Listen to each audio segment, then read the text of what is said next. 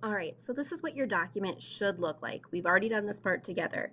It should say your name, my name, English 10 or 12, and then the day. And remember, it's day, month, year. There's no punctuation and there's no abbreviation.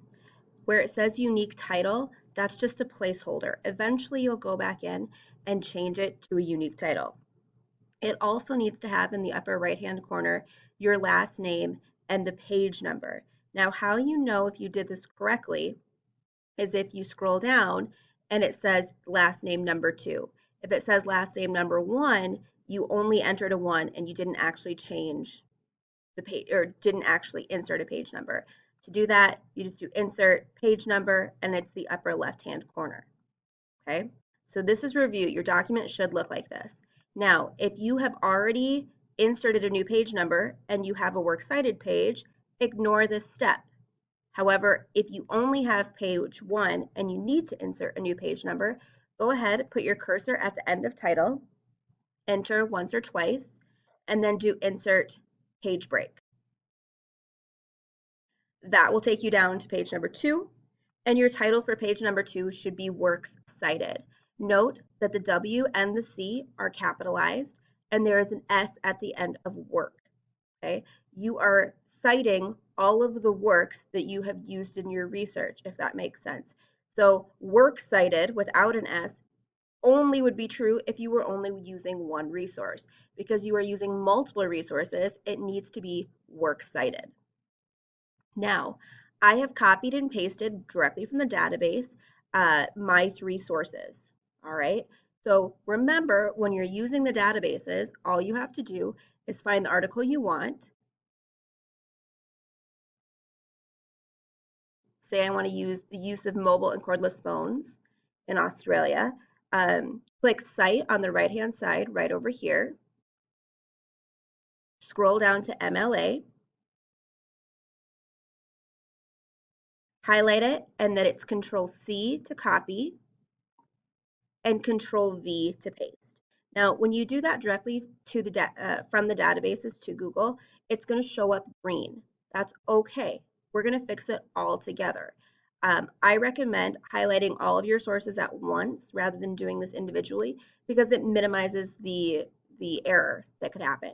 So once you have everything highlighted, go ahead and change it to Times New Roman 12. All right. Then where it says text, always click the black text box on the far left corner. All right. Always. Even if you think it looks black, make sure by clicking this button. All right. It always needs to be black, not off black, not random gray, needs to be black. Then you click highlight and none. All right. So now it looks a little bit normal. You have your font size, everything is the way it should be. The last couple things you need to do is add a hanging indent. So over in the upper left-hand corner, you'll see where it says left indent and there's a triangle and there's a rectangle. If you, again, I have everything highlighted. If you drag the triangle over to the 0.5 and the rectangle back, that adds your hanging indent. I'll do it one more time. Again, I've got everything highlighted.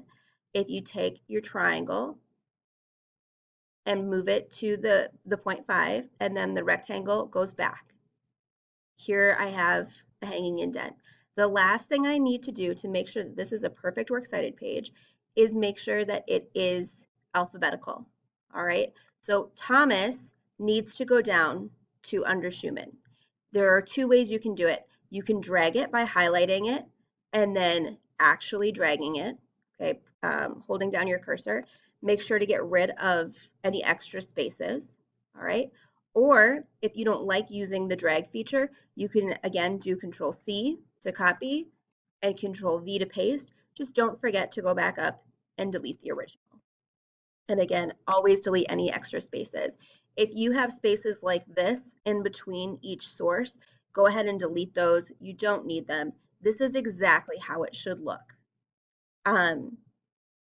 Don't worry about any capitalization issues.